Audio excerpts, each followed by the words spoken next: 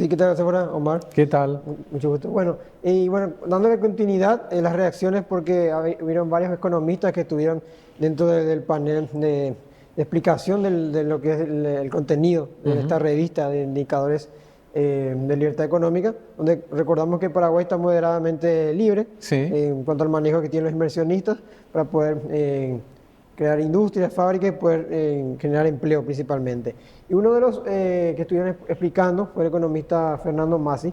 Él se refirió a uno de los pilares. Los pilares que se debatieron fueron Estado de Derecho, tamaño de gobierno, eficacia regulatoria y apertura de mercados. Y a Massi le tocó tamaño de gobierno. Y sobre el punto, dijo que la carga tributaria de Paraguay es baja. Esto atrae mucho a los inversionistas extranjeros principalmente. Sí. Porque hay regímenes importantes también para invertir como Maquila y lo que son las zonas francas dentro de la importación y exportación de productos.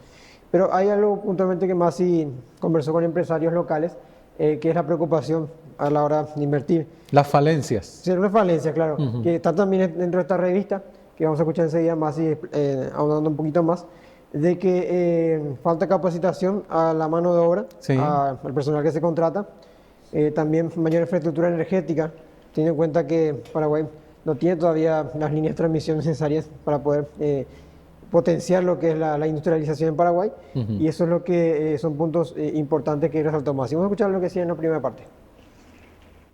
Y aquí es donde viene quizás en conversaciones con los empresarios que invierten en este tipo de regímenes especiales, algo que quizás pueda ser contradictorio, ¿no? En el sentido de que conversando, por ejemplo, con empresarios de la Maquila,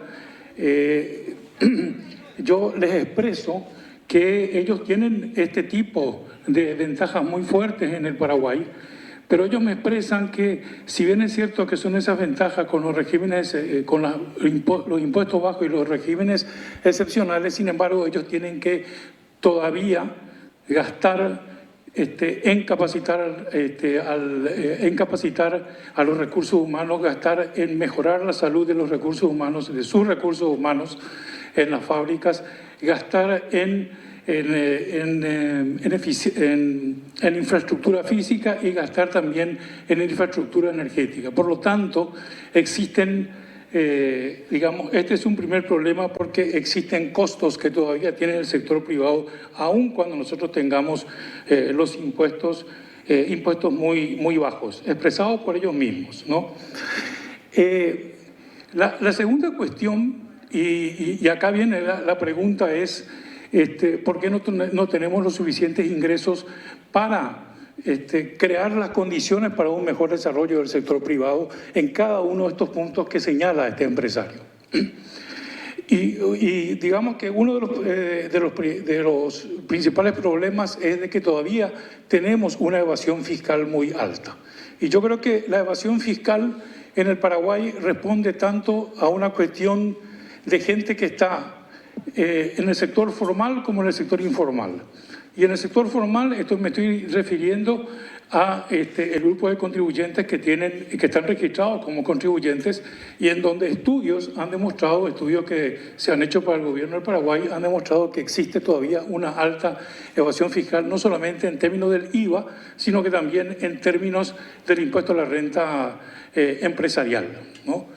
Entonces ahí tenemos un primer problema para hacer que no tengamos, que expliquen un poco de que no tengamos más ingresos tributarios para cumplir con estas condiciones que exige el sector privado.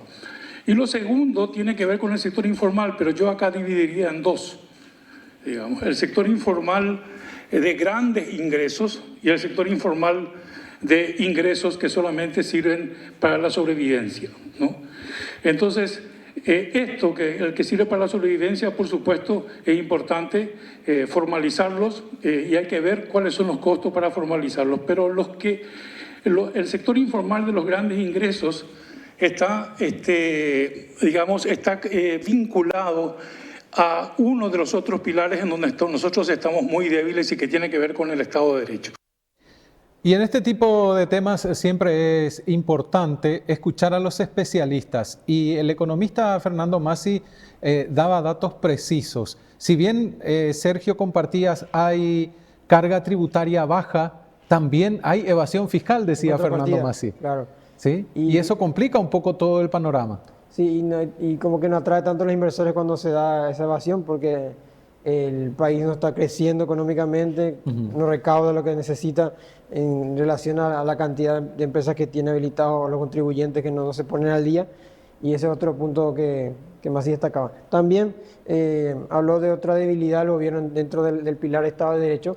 Hablamos de lo que es el lavado de dinero y el narcotráfico, cuestiones del crimen organizado que permean dentro del gobierno o algunos sectores privados, y esto, digamos, desalienta también la inversión privada, teniendo en cuenta que el nivel de justicia a veces es lento, no cae directamente con los delincuentes y esto genera inseguridad jurídica en muchas ocasiones, según decía Masi. Así que vamos a escuchar lo que decía también sobre eso. El informe señala muy específicamente todo el problema del narcotráfico y del lavado de dinero como una de las debilidades de unos de los indicadores del Estado de Derecho. Y este es ese sector formal que, si bien es cierto, a través del lavado de dinero puede formalizar, digamos, cierta parte de sus inversiones, sin embargo, constituye, me parece a mí, aunque no hay todavía cálculos, una parte muy importante ya no de la evasión tributaria, sino de que potencialmente tener más ingresos tributarios en el Paraguay. Bien, y con respecto al gasto público, en cuanto a la salud fiscal y la deuda, si bien es cierto la salud fiscal tiene este peso mayor que es en este indicador, que es del 80%, evidentemente estamos yendo a la convergencia fiscal y reduciendo nuestro déficit fiscal, pero tenemos que preguntarnos si comparativamente, y más allá de la ley de responsabilidad fiscal, si comparativamente, ¿por qué en Paraguay siempre tenemos que tener un déficit fiscal bajo, ¿verdad? ¿Y por qué otros países pueden tener un déficit fiscal incluso mayor sin que eso sea un problema para el sector privado? Y por lo tanto, y eso está relacionado con el hecho de nuestros ingresos tributarios.